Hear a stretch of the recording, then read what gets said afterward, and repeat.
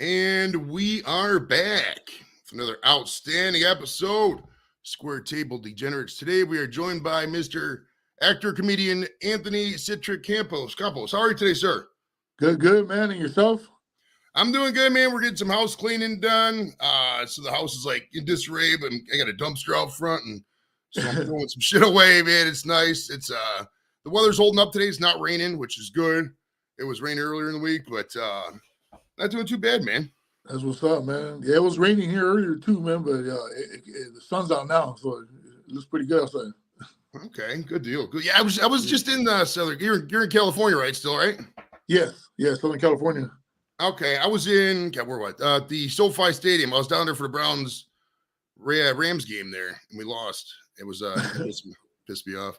But the Rams I'll tell you what, the Rams tailgate though, those people have a fun tailgate, man. We walked through there. That was a good time. Yeah. No, they do it out there, man. They be throwing barbecues and everything right there, man. Like it's pretty cool, man. Now, do you watch football at all? What's your team? Yeah, my team is Steelers, man, Pittsburgh. Oh, no way. We're mortal enemy. How the hell did you end up rooting for a doldrum franchise like the Steelers all the way out in Southern California? I mean, all the movies I've seen, all the people of your persuasion are rooting for the Raiders. What's up with the Steelers thing? Yeah, I know it's crazy. Everybody always trips out because automatically people think I'm a Raiders fan, but man, I've been a Steelers fan since the 70s, man, when Terry Bradshaw was quarterbacking.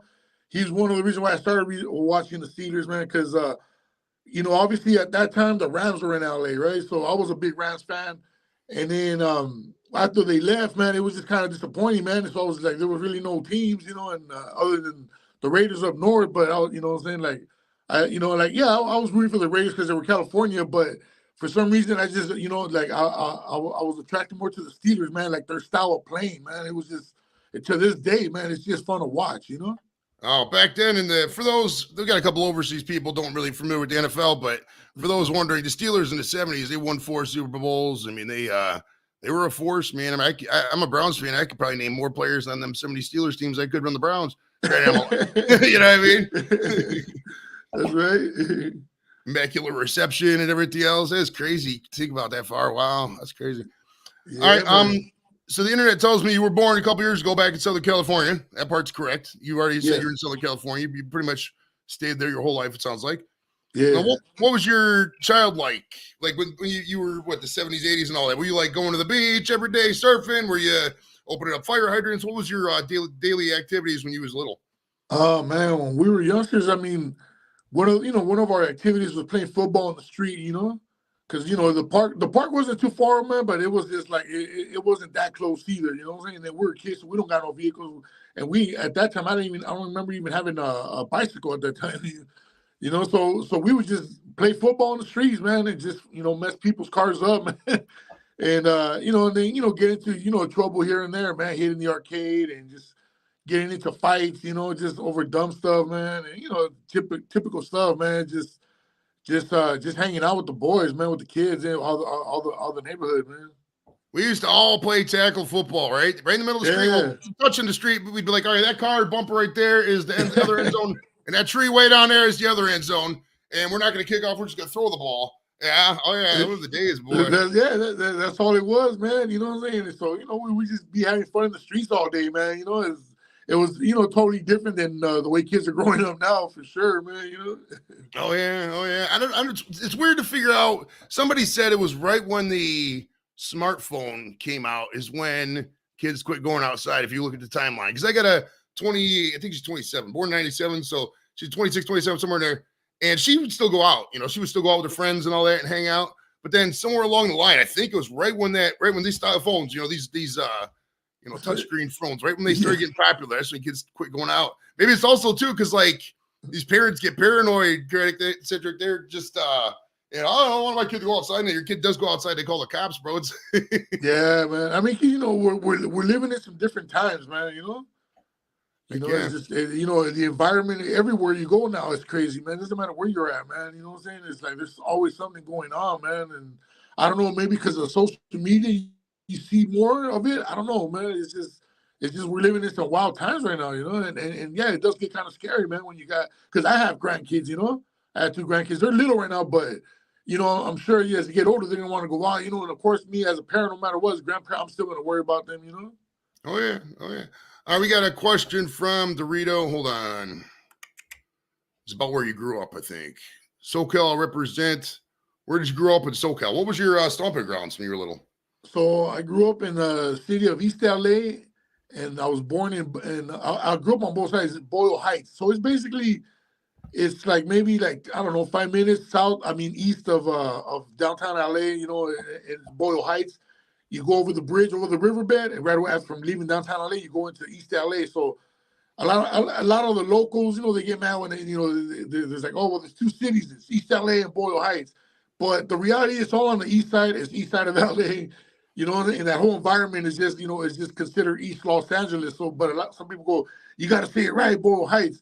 So I represent East LA, Boyle Heights all the time. I always say that because like that, I hit it from both angles because I was born in Boyle Heights, but I was living most of my life in East LA, although I grew up on both sides. So it was just like, going back and forth. I had family on both sides, so it was like, that's why I always claim East LA, Boyle Heights. That's what.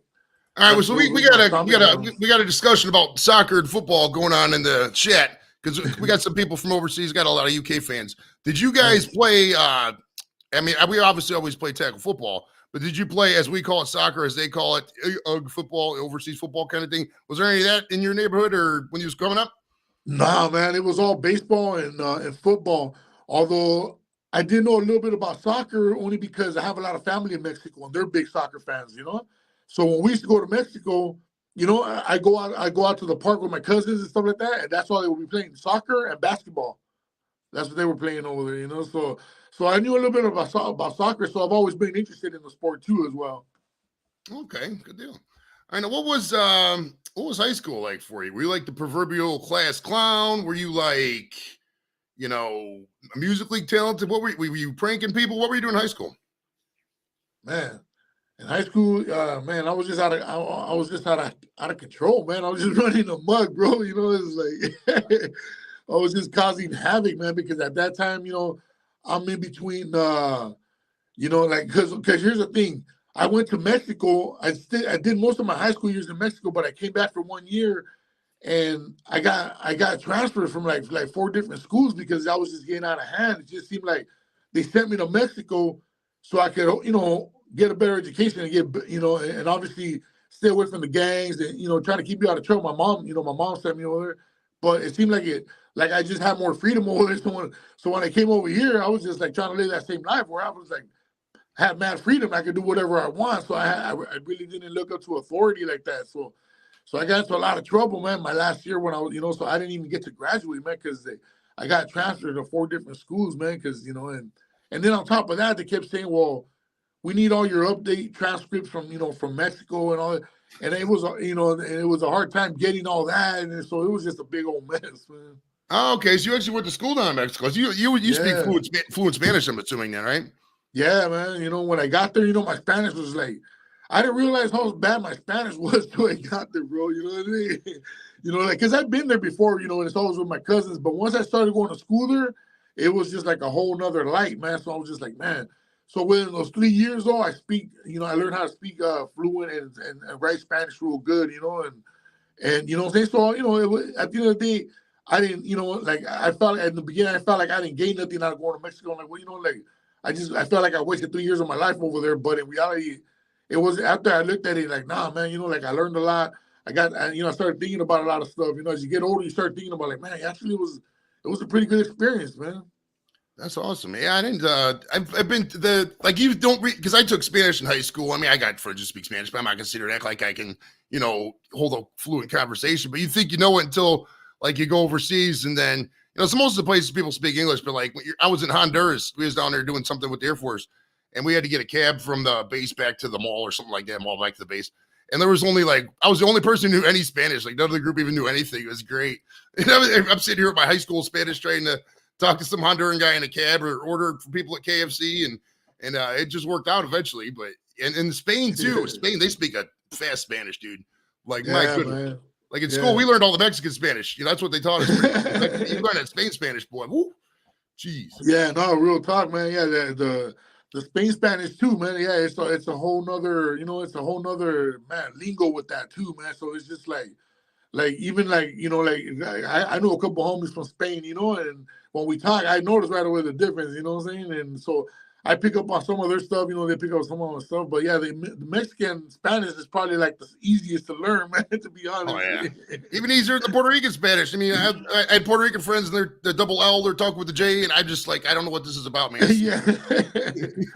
Yeah, no, it's crazy, man. It's just crazy. The Latin culture, man, is just like it goes in so many directions, man. Sometimes, man, it has a whole like bunch of different lives of its own, man.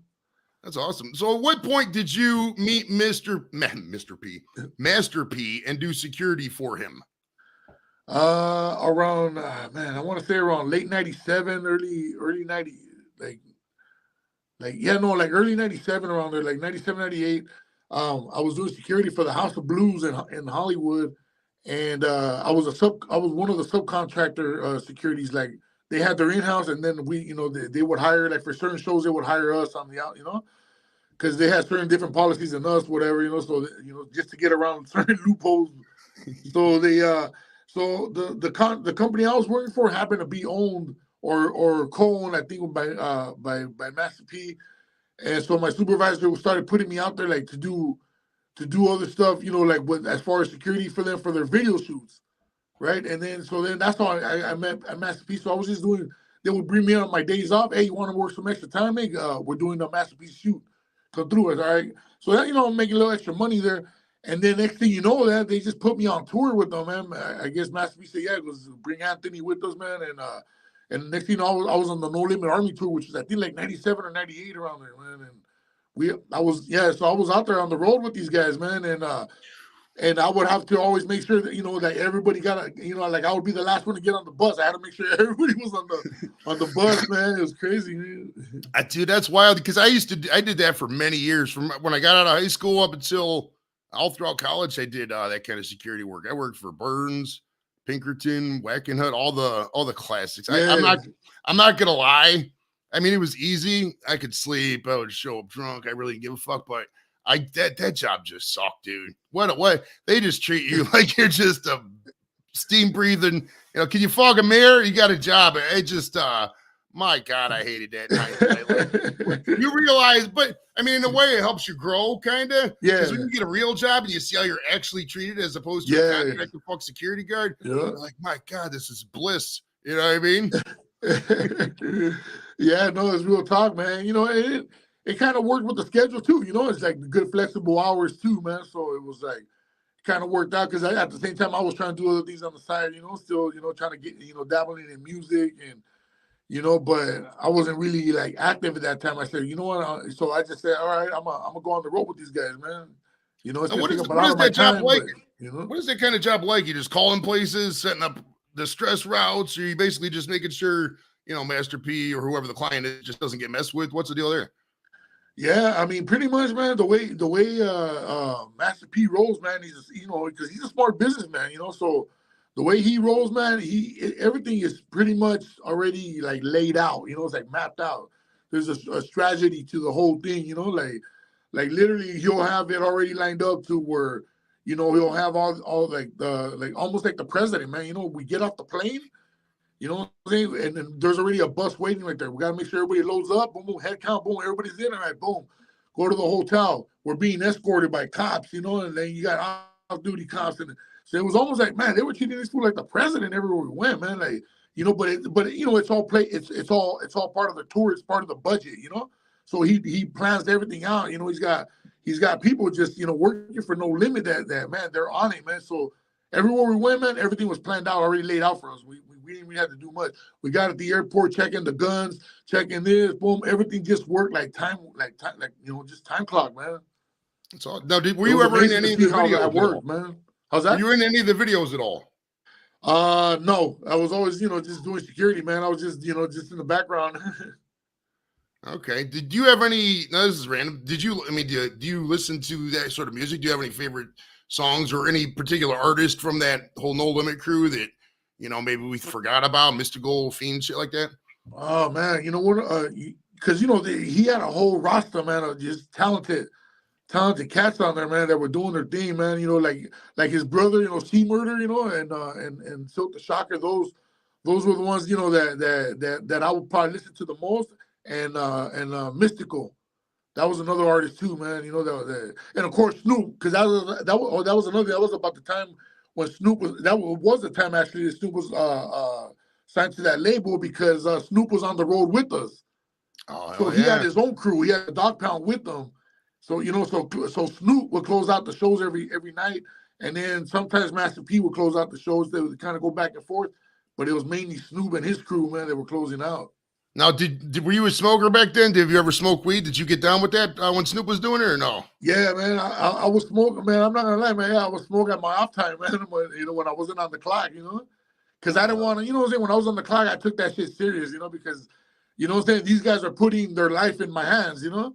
So I had to, you know, I had to be on my toes every time I was around them. But on my off time, fuck yeah, I would get lit with Exhibit, man. Exhibit was on that tour sometimes, man, because him and Snoop, they had that one song called "Bitch Please" or whatever, you know, so yeah, so I would hang out with Exhibit sometimes, man, and get lit, man. That's awesome, man. Yeah, there's a connection. I just thought about this. Master P had that No Limit Sports, if you remember that. He was like an agent for a little bit. Yeah. And he signed Ricky Williams. I had Ricky Williams on the show many years ago. This was probably about 3-4 years ago now. Wow, that's cool. Yeah, man. That's cool. Now, any of those guys, I mean, we all hear the stories. Now, this is a random question. I just thought about this.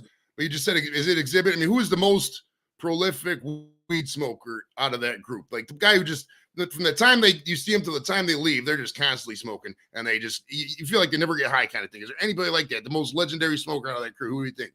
Man, I got to say for sure, Snoop Dogg, man. Snoop, man. Yeah, that fool got people rolling blunts for him, you know, just to keep it going, man. That's what they say. Tommy Chong said the same thing. He said that if you give a blunt to Snoop, you're never gonna get it back. I mean, yeah, dog. Yeah, dog. Yeah, that's what I'm saying. Because his tolerance is so high that he you know what I'm saying, he constantly has to keep smoking, man. That's awesome, man. So what did you do? Man. What did you do besides before the No Limit stuff and after, you know, your teenage years, most of your 20s? Were you doing security most of them years, or were you trying to break into the business? What was your thoughts on like what your career was going to be at that point?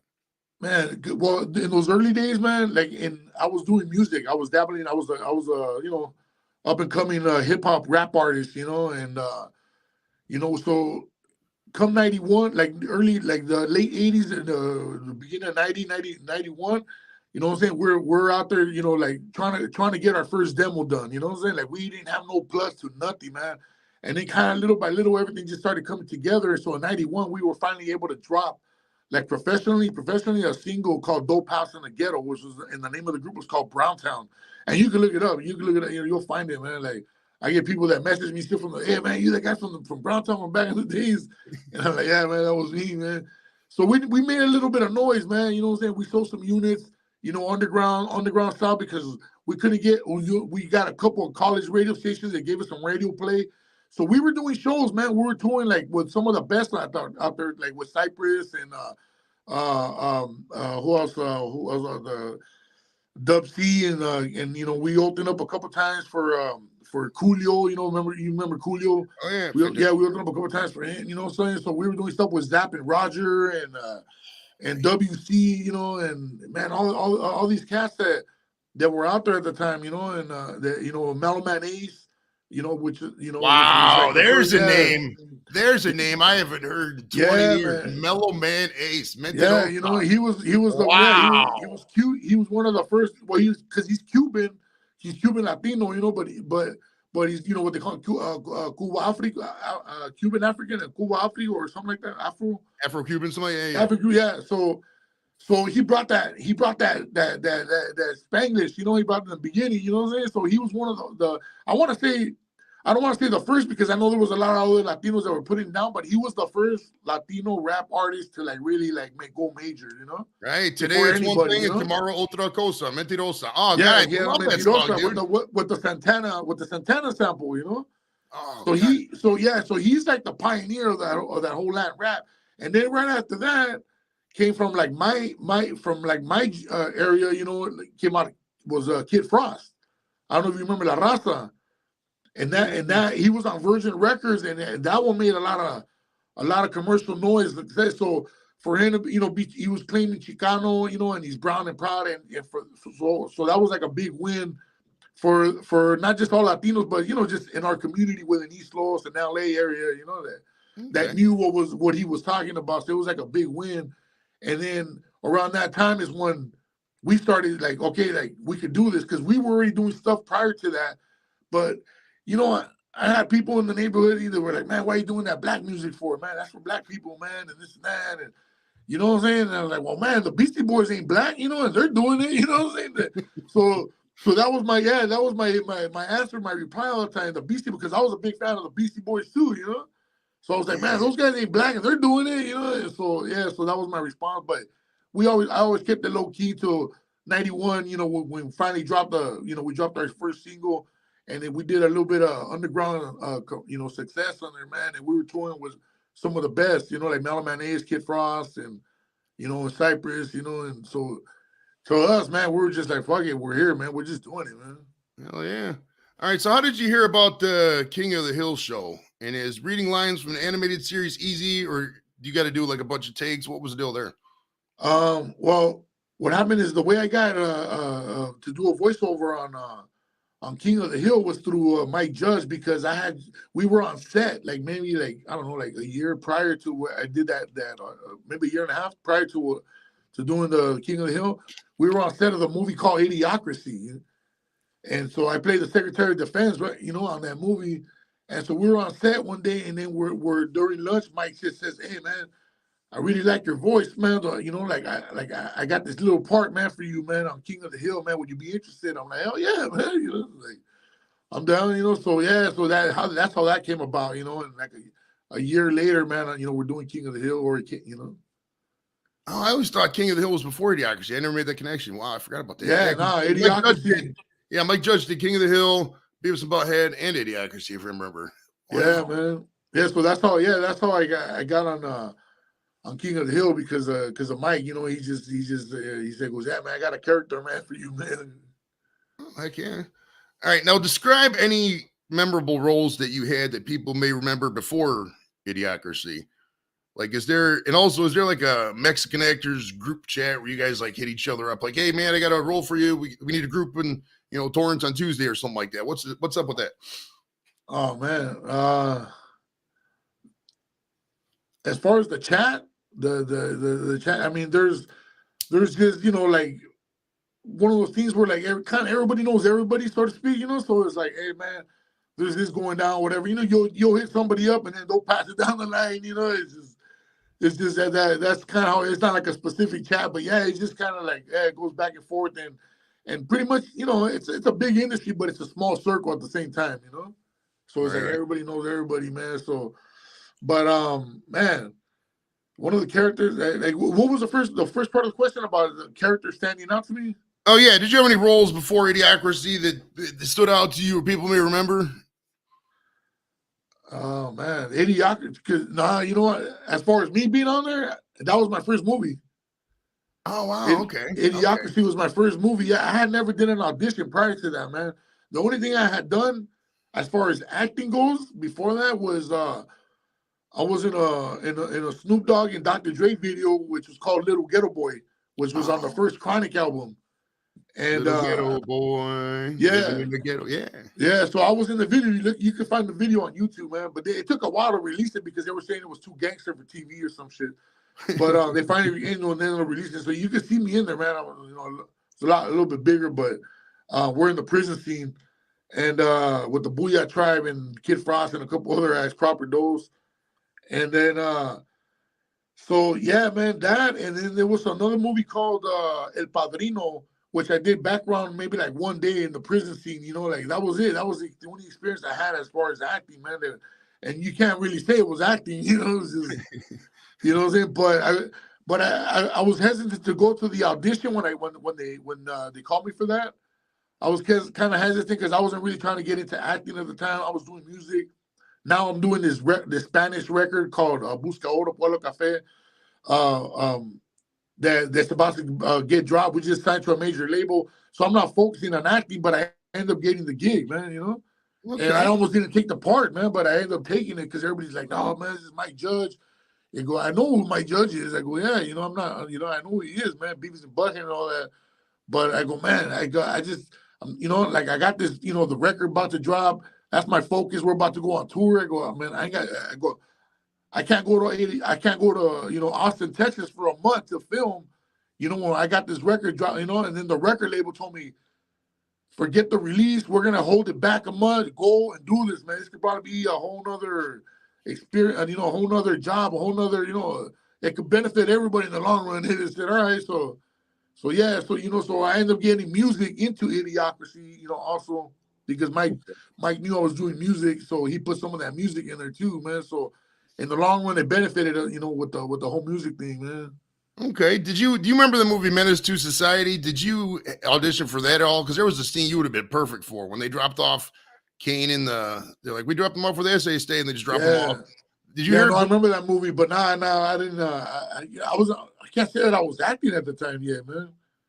Because it was 92, 93 or so. Yeah, no, I wasn't. Yeah, like I wasn't into going out to acting though. You know, at that time, man. I was doing, like I said, I was doing music. That whole early '90s, we were doing Browntown stuff, and then later on it became Pueblo Cafe, which is what made it to Idiocracy, you know, and so we just kept it, you know, Pueblo Cafe. After that, we didn't put out no more Browntown stuff, and then I got into the acting, you know, so I just kind of like transitioned into that, man, and I just kept going with the acting, and once in a while I'll go back and forth with the music a little bit, drop maybe one or two songs and stuff like that, you know. Okay, so the music is what got you the part for Idiocracy then, right? You didn't have, were you competing at all, or you had to, or they just kind of slid you in there? Well, I know a couple other homies auditioned for the part, but they found me through a music website called brownpride.com, and that's how they saw my mug on there, you know, and I guess they must have saw a couple other homies on there, you know, and because I heard they had a couple other people coming to the audition, but when I went in there, I remember I went in there, I did the audition, whatever, you know, like I've never done an audition in my life, you know, so I was just like tripping out. I've never read a script before that in my life like that, you know, so I'm like, I just memorized what I had to memorize. That was it. That was just, you know, I'm just like, fuck it, man. Whatever. I'll just, you know, like I'm not even tripping. I'm not even trying to get the part, man. I'm just like, I'm just gonna go in there, do it, and get out. You know, at least I said I gave it a shot. You know, and the lady calls me up. You know, like maybe I want to say a couple of days later, she calls me up, and she says, "Hey, my judge saw your video, and he thought it was really funny, and he wants to have a sit down with you, you know, one-on-one reading." So are you know, at that time he was living in Texas. Yeah, are you able to come in a couple of weeks? He's coming out from Texas, and he'll be in like in 2 weeks. Can you come back out here and just do the same thing that you did right there in the video? And I go, yeah. So that, you know, so then 2 weeks came in. I met Mike, and we sat down, and I read for him. I did the Secretary of Defense parts, and then he had me read for a couple other characters, and yeah, that was it, man. You know, so he just kept me on with Secretary of Defense. That's awesome. I had to go back and rewatch it. Now, Idiocracy is not a easy movie to get a hold of. It doesn't stream on any of the platforms. You got to rent it, type deal. I mean, people probably got a DVD and all that still, but it's not like you could just go to Max or, you know, Netflix and get it. So it was kind of fun to go back and watch it. But man, some of this stuff took me back, dude. Right in the beginning when Luke Wilson was the world's most average man in the service. With those, they had the uniform he had too was the BDUs, the battle dress camo uniforms. That's the exact uniform I wore for most of my career. And literally 2005 was like smack in the middle of my career because 95 to 2015 is when I served. So that was right. So that really flashed me back to uniforms. Did you have any relatives or friends, anybody like that in the service? Like any grandpa, something like that? Yeah, you know, I have a couple of friends, you know, homies from the neighborhood that ended up going to the Marines, you know. A couple went to the Air Force, you know, but most everybody that I know that did military went to the Marines, though, you know. Okay. Did you ever have any thoughts? Did they, any ever thoughts of joining the service? You know, at one point I did, man. You know, and I remember I was going to join. I think, man, but I don't know what it was. I think I didn't pass the physical or something, man. I mean, I was kind of a little bit heavy at the time, so. But yeah, I don't know what you know, and they weren't drafting, so it wasn't like, you know, they needed me. So. But, you know, but that was it. That was as far as, yeah. And after that, I just, you know, like I wasn't really tripping. That's why I always feel sometimes like things happen for a reason. Like I've learned a lot, you know, in the early ages, you know, like some disappointments come, but then there's other things that's behind it that makes up for whatever, you know. For sure. Now you did play the Secretary of Defense, which was awesome, by the way. Now this just occurred to me, but now to get in that kind of mode, did you guys like sit around and smoke? Did you do some shots? I mean, just that total absent-minded, Bill and Ted vibe, just that the whole vibe of the movie, the idiot vibe. Was there anything you guys did to get into character? You just kind of just like sat there and just stared. What was the deal there? Man, like for me, it was a trip because, like I said, I've never been on a set before, right? So I've never, like not like that, So I'm tripping out the whole time, my first day on set, and so I'm like, man, I'm just like looking around and I'm just like just kind of picking up, like, okay, now I'm figuring out what's going on because I didn't read the whole script, so I didn't know, So like my first day on set was kind of weird, and it's crazy because some of that stuff that we used to do on that first day didn't really make it to didn't make it to the cut. There was some stuff. I know there's some stuff that was left out, but the rest is in there, and I think that's probably why though, because I think that it took me after that first day, like now I got exactly what they expecting of the characters, like. So it took me that day, man, but I figured it out, and like, okay, now I see it's like supposed to be a bunch of fucking slags, a bunch of morons, just walking around, man. They trying to figure out stuff, man. That scene where you guys are all at the table talking about the Brondo and up in the crowd, God, that's so fucking choice, man. It's so funny. Yeah, Luke Wilson just gets frustrated with us. Now, you played the Secretary of Defense. If I was like Citric, what name is cabinet position that you could have? What would you pick? Would you pick Secretary of Defense or would you pick something else? Oh, man. I mean, I can't say that you know what I'm saying? Like, I would have to just stick with the character because that's just basically what I know. But, like, I can't see myself playing any other character now that I saw the movie. And all done. Once I saw the movie, it was all, it's like I couldn't see myself playing any other character that I would have nailed it, like. So I kind of saw what Mike Judge after that. I didn't see his vision in the beginning. I'm like, man, maybe you got the wrong guy. I kept telling Mike. I kept telling Mike, man, I think no. He would laugh, and it was funny because every time he would laugh, he sounded like Hank Hill, So it was just like comedy, man. And yeah, he was just telling me like, no, you're good, man. You're good, man. You're doing a good job.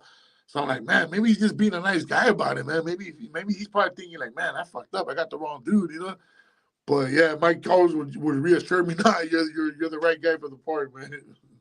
Now, did you get to keep the big medallion? Nah, man, I wish. Dude, you should. Those things are the rage now, man. Like my buddy Lap, he has the big Browns one. It's like a big plastic chain and then a big Browns logo. You should market those Secretary of Defense medallions and just sell them on the website. That'd be great. Well, you can make them $20. Yeah, good looking out, man. Yeah, good looking out. I might just have to do that, man. Oh yeah, if you do, just tell people that Joey Edels said that was my idea. You can have all the money. I don't care. That was a great role. Now, have you met any Secretary of Defenses in real life? Nah, I haven't, man. I haven't had the privilege, man. Do you have a favorite Secretary of Defense? Man, I can't say. I mean, you know what I'm saying? Like, I can't say that I do because I really I'll be honest with you, man. Like, I don't keep up with a lot of the politics no more, man. Like, I stopped. There's a lot of stuff I just stopped watching, man. Like I just don't. Like I'm too busy trying to work and then deal with the family, so I just really don't keep up with all that no more. Though, so I can't really say, yeah, I have a favorite. I don't know if I really have a favorite. I mean, you say some of the names out loud and people just get such negative opinions. Like you say Donald Rumsfeld out loud and people just think of Rumsfeld. They're like, oh my God. This leads into a great question though from Randy. This is my buddy Randy. He says he feels Idiocracy is a view into the future. How do you feel about today's stupid politics? Do you think it's kind of the same thing? Like, obviously some of the stuff we're never going to get to. We're never going to have, a chicken with full release, that was still so funny. Yeah, man. Super hot latte, XXX, 50 grand. But do you think it is kind of a commentary? It is kind of a commentary. A lot of things are dumbed down because of social media. What's your take on that? Do you think in terms of the movie being, like kind of a precursor, almost a prediction kind of thing? Man, well, I can say for sure, bro, like And this is coming from the media, man. You know what I'm saying? And you know, but you can't deny it. You know what I'm saying? Like because the movie became a cult classic somehow, dog. So they're saying out there, you know, it's the first comedy movie turned into an actual documentary, man. So you know what I'm saying? It's like there's a lot of stuff you can't deny, man. Oh my god, the House of Representing. Yeah, man. You know what I'm saying? So it's just like, man, I just gotta tell you, man, it's like a circus, bro. I think the first thing out of that movie that we'll probably see is having some kind of corporation sponsor an event like the Gatorade, you know, the Brondo State of the Union or whatever. I think we'll have that at some point. There's no way we don't have like the Facebook sponsoring the, you know, debate or whatever. I think we kind of already have it in some aspects. I mean, because like social media control is pretty much the media now. I mean, yeah. I don't really get I mean, I'll go on, you know, websites to verify a story and shit like that. Yeah. But most of my time's on Facebook, YouTube, stuff like that. So it's kind of crazy, right? Yeah, no, it is. I mean, just to give you an example, you know, the movie Jackass, Out My Balls. That's basically, you know, that's basically what it is, man. You know what I'm saying? So people, and you know, don't get me wrong, Jackass is entertaining, man. You know, it's funny, man. You know, like I watched all the movies, but if you think about it, that's what it is, you know. But I like watching a lot of everything, man. You know, like I watch a lot of documentaries, and you know, it's just like a lot of stupid stuff, man. You know what I'm saying? Like I like to watch a little bit of everything. St. God's Hospital, I forgot. Now, it's so you just think about the movie and everything. That's the thing I miss about movies from now, man, is like they were such attention to detail in that movie. Like every scene had something in the background you could notice. It reminded me of like Police Squad or Naked Gun back in the day. If you look in the background of a Police Squad show, there was little things in every single corner of the screen you could notice. Same thing with Idiocracy. That's what I loved about it. You look around, there's such tiny. Every time you watch it, there's something new you're gonna pick up. That's what the beauty of it. Yeah, no, it's real talk, man. The last time I seen Idiocracy, there was a couple things in there I caught too that I, you know what I'm saying, that I hadn't caught when we first watched it, you know. So it's like, yeah, you're always gonna catch something different on there, man. Heck yeah. All right, now you rock a goatee in real life, all right? And in the movie, you had a very, you know, Horatio Sands looking mustache. Have you ever rocked the mustache only look after the movie? And why did mustaches kind of just fall off the face of the earth? What's your take on that? Man, the whole thing with the I had the biker the biker stash, you know, like all the way down here, man. The reason the way that happened, it was because I had the goatee. I didn't want to cut out. They wanted to shave. Originally, they wanted to shave the whole thing. They wanted to shave the whole thing, and I remember specifically going back and forth with the lady in wardrobe that was doing the wig, because that was a wig too I was wearing. So they had to style it and everything, you know. And so when they got to this part, originally my judge wanted the whole thing shaved off, like clean cut. And I was like, man, I can't, because I'm still doing the music stuff. That wasn't in the contract, you know. So I kind of went back and forth with them. They had to call Mike in there, and then me and Mike talked down. And Mike goes, well, man, what about, would you be all right if they just say this part here, man? Just leave it, the biker stash, you know? And I was like, I looked at it and I was like, yeah, fuck it, let's do it, man. So so they shaved that part off. And they liked it, they threw on the wig and away. It kind of works with the wig, so So the wig is wild, right? It's a wild wig. Now you also lost quite a bit of weight since that role, no? I mean, what happened there? Did you just start exercising, or what happened? Yeah, man. Man, I was a lot heavier at that time, man. I want to say about 450 pounds, bro. Right now I'm a little under 250, like I've been kind of working out, hitting the gym, and just just eating right, man, just not 100%, obviously, because I'm always on the road, man, but I always I'm always health conscious, man, you know what I'm saying? So when I'm at home, I try to cook with it, as much as possible. When I'm out on the road, because I've been doing stand-up too, so I just been on the road a lot, and doing little appearances here and there and stuff. So yeah, man, I keep it health conscious, man. But yeah, it was kind of heavy on there, man. You could hear me breathing, like they had the sound guy, man, was having a hard time, like after when trying to cut out some of the breaths, man, because you could hear me in there, man, pretty hardcore. That did make me laugh. Just sitting there. Some of the lines I just had to repeat from the movie just made me laugh. You want us to come? You want us to come along? Make sure she puts out. I mean, that's just such a great. That's one of the classics right there, man. That's one of the classic lines right there, man. If we can go family style on her, that one was the best. Family style. Yeah, that's shout out to my boy, man. That's my boy Randall right there, man. You know, shout out to he did a funny ass job with that, man. Now, when they were in rehabilitation, this is hard to say because the names are so ridiculous, but when they did the rehabilitation with Beef Supreme and they had the voice over the loudspeaker, was that your voice? Nah, man, I get that a lot though. A lot of people think that's my voice there that I'm doing but nah, it's not me, man. It's somebody else. Okay, yeah, it sounds just. I mean, I think obviously they don't show the guy, but it did have kind of your accent on there, so I was just wondering if that was you. Yeah. A lot of people always ask me if that was me too. Like, well, nah, that's not me. And then Georgia is in Florida, dumbass. What? Now you're from California. This is a good question.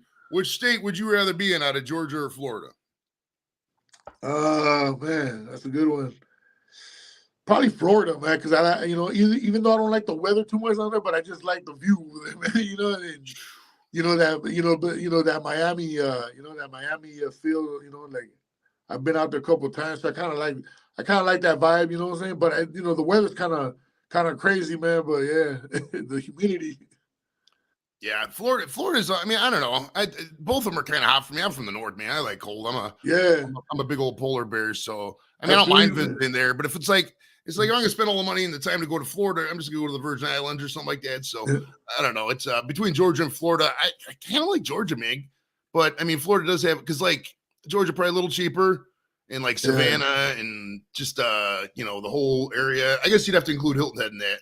That's not really Georgia, but I don't know. I mean, most people are probably gonna pick Florida just because the obvious. I mean, there's some beautiful women in Florida for sure. Yeah, man. Well, yeah, that's what I say. The view, you got the ocean view, everything, man.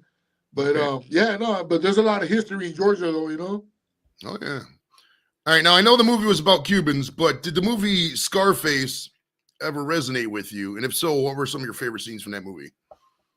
Man, yeah, no, that whole movie, man, resonated, man. Especially as we got older, man, because we were kind of not on a scale like that, man. But we were doing our dirt too, in our days, man. So that movie had we would watch that, it was just religiously, man, just to watch it, man. Sometimes that was like our summer movie, man. We had to watch it at least once a week, man. Oh yeah, I think we all did. I mean, that was the first movie I ever got DVD back in '98 was Scarface. Man. That's how we as soon as it came on VHS, I had it. I think, man. I remember having it on VHS. Then I got it on DVD, man. I mean, one of my favorite scenes was when his friend gets chainsawed up in the rest of those beginning scenes, man. I mean, man, you know what I'm saying? Not that hey, that's tight, but it's like, man, that's wild, Now the face, son. Then he just. They said that original scene. That movie was supposed to be rated X back then because of that. Bro, they didn't even know how to rate that movie, man. It was just so much shit going on there, and I heard they had to cut a lot of stuff out that still didn't, that would have probably made it even worse, man. So it was like, man. I mean, shit, man. You gotta have balls, man, to chainsaw somebody up like that, man. Like, man, talking about a sad. You gotta have balls, or you gotta be a nut, man. You gotta be fucking just stone cold, dude. I mean, and that was, now that I think about it, man. When Al Pacino's sitting there and they're trying to force him to look at the body getting cut up, and he's trying to look away. That's some really good acting. Then the blood splash. Bro. Yeah, man, it was powerful seeing, boy. No, that's the thing, though.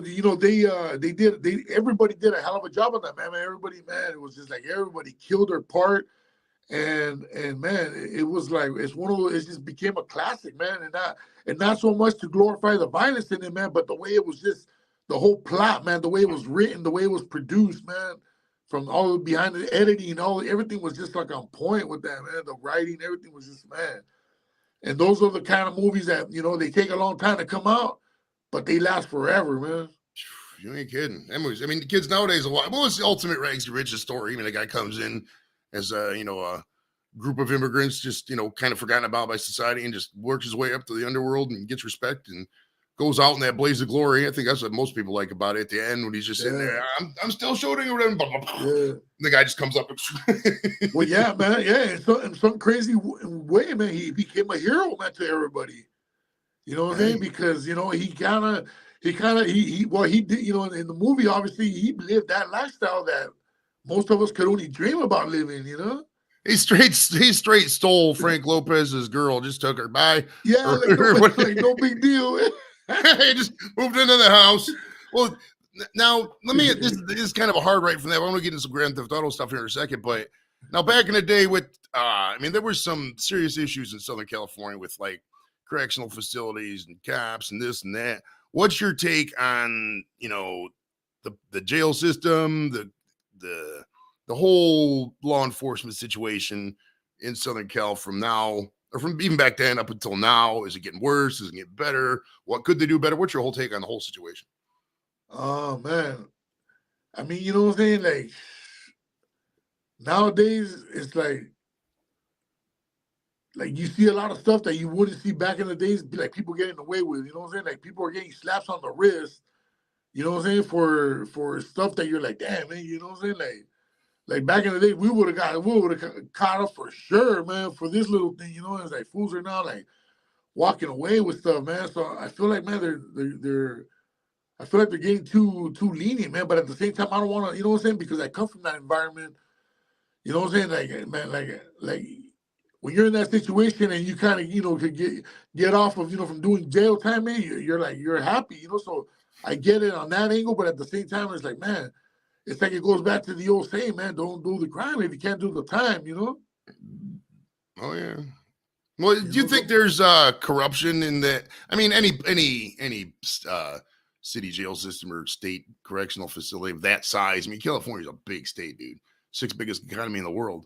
Do you think, because my one buddy was just asking me about it. He was wondering, because like, I don't know, you see all these tales and you think it's going to get better, but corrections is like where they first cut things. You know, that's like when there's a budget. What they're prisoners, they can deal with it. And then you got people, and I watch a lot of TV, you know, stuff about the prison stuff. So this is kind of a, spurring some stuff in my head here. But like you watch some of it, some of these meals, these prisoners are getting meals for less than $1 a day, or such inhumane treatment, and people just blow it off. It's like, oh, they're prisoners, and it could be something as easy as, they missed a child support payment, or they, passed a bad check, or they got caught selling weed back in the 90s or whatever. Something small that you would consider, but they're just, forgotten about by just a horrible correctional system. Do you think there's any answer to that, or do you think that's just kind of something we just got to deal with as we go?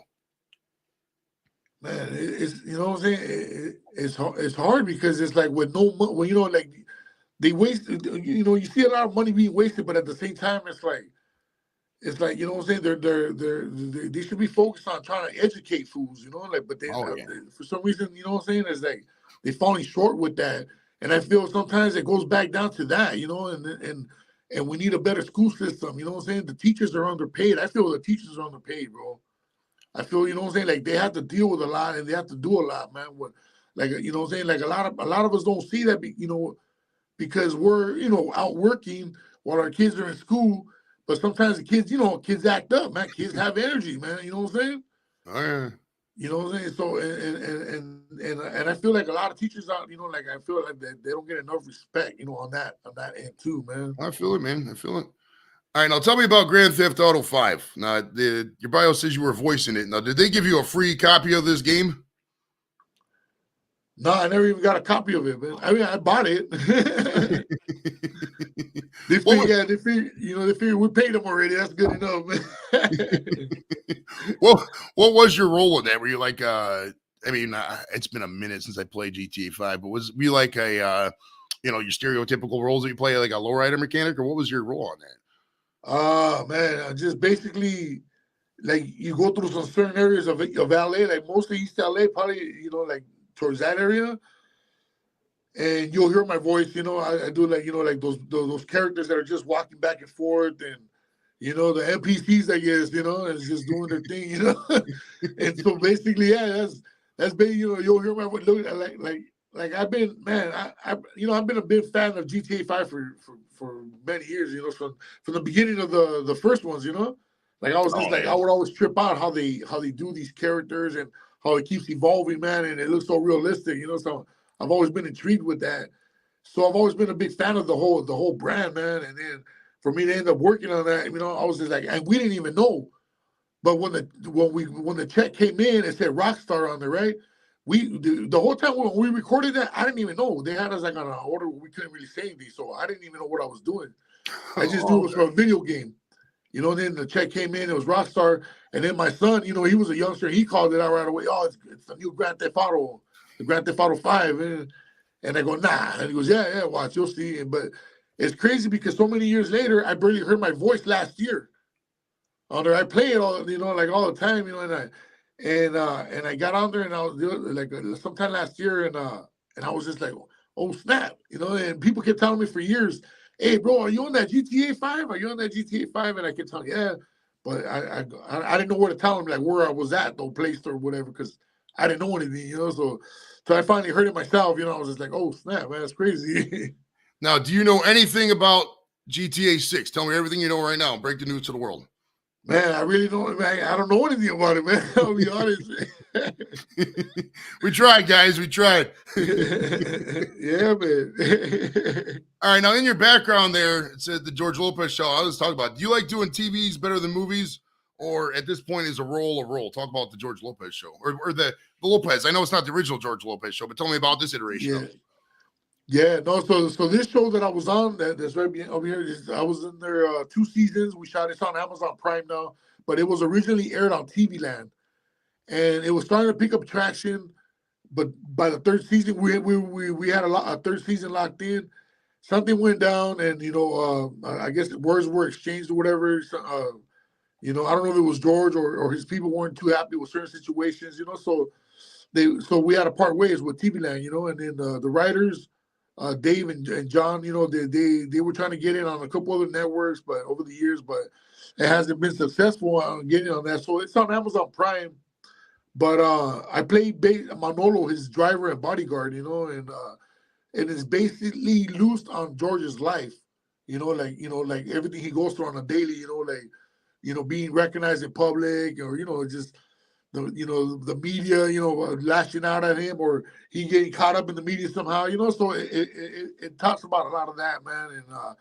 And man, a lot of people were, to this day, a lot of people that just watched it, like, man, I didn't know he had one on, because it was on TV Land, so not too many people were going to TV Land, so yeah. Right, I'm not gonna lie, it's been a minute since I watched TV Land. Like, I couldn't even tell. I mean, back in the day, it was like, was it Nick at Night, and then they slowly transitioned over. To show you how long I remember Nick at Night back then. I remember when they had Mr. Ed Farewell Weekend back in 1990, and they quit playing Mr. Ed. They played all the 50 episodes or whatever of Mr. Ed, and then they just stopped playing it. But man, that's how I got getting on the classics, like all them shows in the 50s and stuff. I Love Lucy and Mr. Ed and all them and all that. It was Nick at Night back in the TV Land. That's wild. Yeah, man. To this day, I still watch a lot of those shows, man. Like I'll watch them either Nick at Night or on Pluto TV, man. They play all the classics on there, man. Oh yeah. Now, did George? At what point did you get into stand up? Was it talking with George Lopez, or when did you start going on the road? Yeah, like a couple years after I was done doing Lopez. So Lopez was we shot it between 2016 and 2017, those 2 seasons, and so I started getting into stand up. Maybe I want to say like maybe 2018, around 2018, 2019 is when I started like dabbling into it because of my boy Phil Medina. That he's been doing comedy for a while, so like 15 years plus, something like that, and he said, start throwing me on stages, man. Well, he started taking me out on the road with him, man, just as a special guest, and he would just throw me on there, but like, the first time he didn't even ask me. He just introduced me and brought me out, man. So I was like, I was like, man, like, I got no material, bro. Like, what am I going to tell him? And he kept telling me, just talk to the people, man. Just tell them stories, man, whatever, man. And half the people already know who you are here, man, because he would get a lot of Idiocracy fans out there too. You know what I'm saying? So a lot of people knew who I was, and then I had just did the show with Lopez, so a lot of people knew, so he goes, dude, half the people already know who you are. They just go out there and just talk to him. So that's how it started, so I started getting comfortable with it little by little, man, and then when I was really gonna start going full force was in 2020, and then the pandemic hit. Oh yeah. You know, Phil. I talked to Phil. I go, hey, bro, I think I'm ready because I was just going up to a couple minutes here and there. You know, he would throw me on whenever I was, there with him, he would bring me up for like 2 minutes, 3 minutes, whatever, and then but right before 2020 around that, I remember right after New Year's, I told him, I go, hey, bro, yeah, like this year I want to go hard, man, like put me on, man, and then he just started, all right. So he lined up a tour, man, where he was gonna do, he was gonna headline, and I was gonna go out there. I was gonna be like the opener, and he had a feature with them, and I was gonna be his one of the openers. And he goes, well, we'll make it happen, man. And then boom, everything went all. He had all the tour lined up, everything. And the pandemic hit, and all the clubs started shutting down. So I was like, man. So during the pandemic, I was going over stuff with him, and we were going over through some stuff, and I was kind of like preparing, man, to go out because I told him, I go, man, after this shit is over, man, I go, this is like maybe like summertime of 2020. I told him, when this shit is over, man, I'm gonna go hard, bro. I'm gonna go out there. I'm gonna, like, I just didn't want to go 100% because I respect the craft too much to where I don't want to make a mockery out of it, bro. Oh yeah. Straight out, like if I go out there, I'm going all the way in, man. That's just the way I am, though. I go, when I commit, man. So since once we got out of that pandemic, man, and the club started opening up, man, I just started going hard, man. Yeah, your comedy stories kind of the same as mine, really. I started out doing open mics, randomly and stuff like that. And the way you described it, just being thrown up there, and like, oh, and just tell a story. That's the best way to do it, in my opinion. Because if you start memorizing, dude, I'm a big pothead. And I smoke a lot of weed. I'm not trying to. I can't remember shit. I got all my questions written down. I could talk, Vamp or whatever forever. I've done half-hour shows where I just sit there and talk about Ticketmaster, some stupid shit. Because that's my personality. I was doing that hard, and we did a show up the VFW. We had another one planned, and then I had already started a YouTube show at that point. But then, you said everything shut down. That's why I started reaching out to celebrities and stuff like that. And I'm not saying I'm huge on YouTube. I got an okay audience. But we're running a comedy show in May. But the comedy, I know what you're saying about the craft. That's why I don't like to go up to, just do a mic just to see if I got it. I know I can talk in front of people. I talk in front of a camera all the time. It's just getting that right, because, you're like me. We got families, kids, grandkids, etc. You got to find that right balance in life. Because a lot of the comics I know, they can go out, they're younger. They're 20, 30 years old. They can go out, do a Tuesday night in Columbus, a Thursday night in Fort Wayne. They travel all around. I ain't got that kind of time. I still got a regular job. I still got family. I still drive a show. You know what I mean? So when you say not insulting the craft or, being good to the craft, that's very, very poignant to me. Because, like, you gotta, if people are coming out to pay you, people are taking the time out of their day to click on you, to see you, you want to bring the best version of yourself that you can be. And I want to mail it in. You know what I mean? That strive to be great, that greatness just gets you every day, man. It's what you really want to be. So that's awesome, man. Yeah, man. Oh, yeah. And I know it takes time. Like it doesn't happen overnight, man. It's like every genre I've been in, and from music to acting, and you know what I'm saying. Like I just look at it, it's a process, man, and you just kind of learn, and you get better, and you get better every year, man, and you just keep going, man, and eventually something will happen, something, you know what I'm saying? All of a sudden you'll get your own special, you get this, it's like I just always look at it like, man, like as long as I stay on the grind and I stay focused on what I'm doing, I go, something will happen, man. And that's how it's always been, man. Something does happen, or doors open somehow, man. All right. What was the first car you ever owned? What was your favorite car? I'll go back to these. I just like to talk about cars because I always get cool information about that. What was the favorite car you ever owned, and what do you drive currently? Oh, man. My favorite car to own, man. Probably, I want to say I had man, there's two of them because I had a Toyota, but my favorite, probably my favorite one has to be the Cadillac. I want to say the Cadillac, man. 79 Cadillac, man. I had the limo window and everything in the back, and I remember, man, we used to roll hard in that thing everywhere, man. That thing was, and it drives so smooth, man. It's like, man, it felt like we were flying in that thing, man. Hell yeah. Yeah, man. And what do you drive now? Oh, what I drive now? I got a 2012 Jeep Cherokee, Grand Cherokee, and a 2012 Beamer, old school Beamer, like nice. a 7 Series. Yeah. Okay. I saw it. I saw it, and I just had to have it, man, because it looked so clean inside and out. and it had all the whole package in there, like the TVs and the 2 DVDs, old school style DVDs. Mm-hmm. So I was like, man, I gotta have this one, man. I'm just gonna keep it at, like, just to keep it, man. Just, I don't know if I'm gonna want to sell it or anything, man, but it's nice. But yeah, so I just keep it there, man. Okay. All right, Miss Piggy just joined us, so she doesn't know that you do speak Spanish, but she wants you to speak a few words of Spanish if you could. Pues no sé qué puedo hablar, porque pues, me tiene que decir qué quieres que te diga y yo te puedo hablar como tú quieras. He basically said something about it's hard to speak give me Spanish on something. demand, something like that. Right. All right. Let's see where we're at. Almost done. What are some of your favorite Mexican dishes people may not be aware about, or what common ones do you like?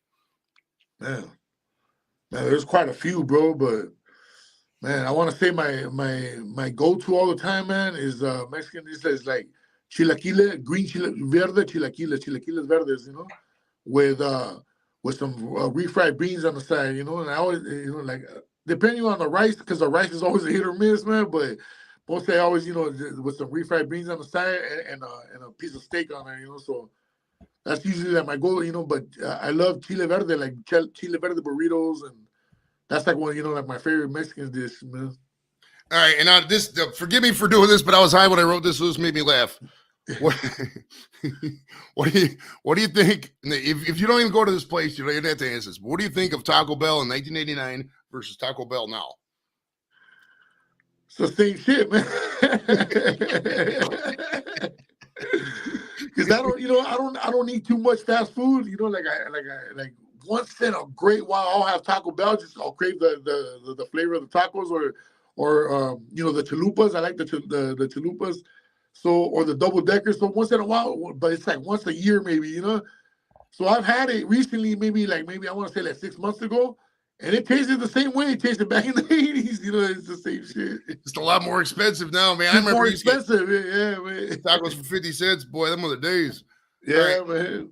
We got a question from Randy. He says, "Do you like Texas barbecue, specifically brisket?" Me personally, yes. But what's your take on brisket and Texas barbecue? As far as me, man, I love brisket, man. And anytime I'm in Texas, barbecue is a must.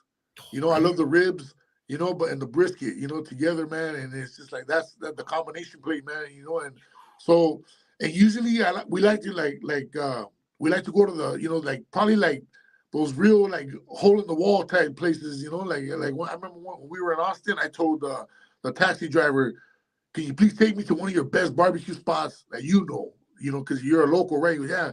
So he goes, "All right." He goes, "It's way out here in the middle of nowhere, man. But yeah, let's go." All right. So I said, "Yeah." So we went, man. It was literally in the middle of nowhere, bro, and it was just like a hole in the wall, man. But they had like 4 of those big barrels. They just barbecuing. Best barbecue ever, man. If you're driving around and you see an cut open half barrel and they're cooking meat out of it, go there because that meat is freaking delicious, bro. It's gonna be delicious, man. Yeah. Oh yeah. All right. Miss Piggy usually hits on our guest. She says, "Is there a good woman holding you down?" I have a woman, but she's not holding me down, like, holding me down or holding me back. She's holding me up. Propping him up. I love it. Yeah, man. All right. Out of the Beatles or Queen, who would you pick out of those two bands? Oh, man, that's a toughie, man. I love both bands, bro. Man, that's a shoot, man. I would have to say the Beatles, bro. Okay. I can roll with that. All right. And do you have any upcoming projects that you're proud of or to promote here? And how can people get a hold of you? Man, the best way to get a hold of me, and follow me on social media is Big Citric. All my social media is BIGCITRIC. Twitter and Instagram and Facebook. Just, look for Big Citric or Anthony Campos. And my website, bigcitric.com. I have some old episodes of a podcast I used to do with my boy Phil called the Big Citric Shows. But I'm gonna be updating the website soon. We're working on some new episodes and stuff like that. And we're gonna get back out there. And I'm working on more voiceovers right now, man. I can't really say too much, man. That's the thing. I wish I could say a little bit more, man. But Grand Theft Auto 6. But I think.